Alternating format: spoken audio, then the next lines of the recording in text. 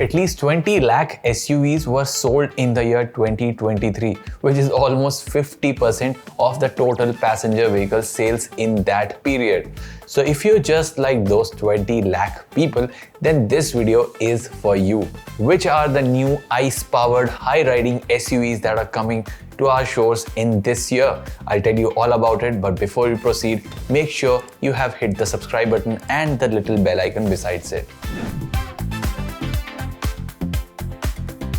More than 1 million Cretas are running and honking around us, but there's one that will outrun all of them, and that is the Creta N-Line.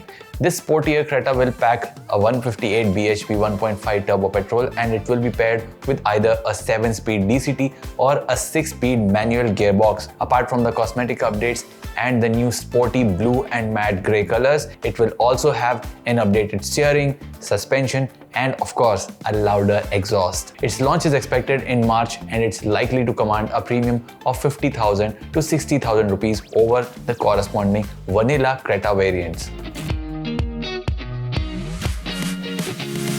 The Hyundai Alcazar received a new heart last year, but it will also have an updated face this year. Its overall look will be similar to the new Creta, but being the bigger sibling, expect some changes to the grille, bumper, and the lighting units. The interior will also mimic that of the Creta, but in a different color scheme, and it will be peppered with features like two 10.25-inch displays, dual-zone climate control, and ADAS features, among others. Its launch is expected to happen in mid-2024 at slightly hiked prices.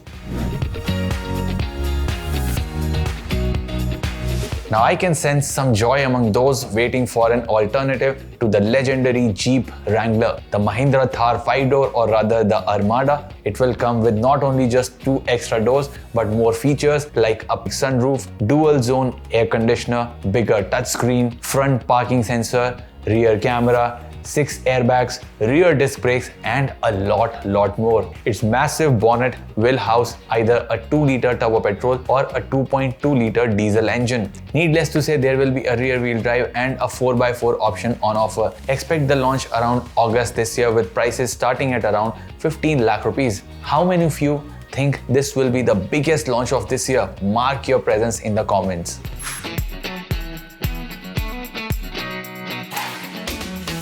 Now, apart from elongating the Thar, Mahindra is also updating the XUV300, which was launched in 2019. It will bear a new exterior and a more modern interior design with an XUV400 EL-like floating touchscreen and more features. Its mechanicals will also remain unchanged, with the option of a 1.2-liter turbo petrol in 2 power guises and a 1.5-liter diesel engine. We expect its market debut in the next few months.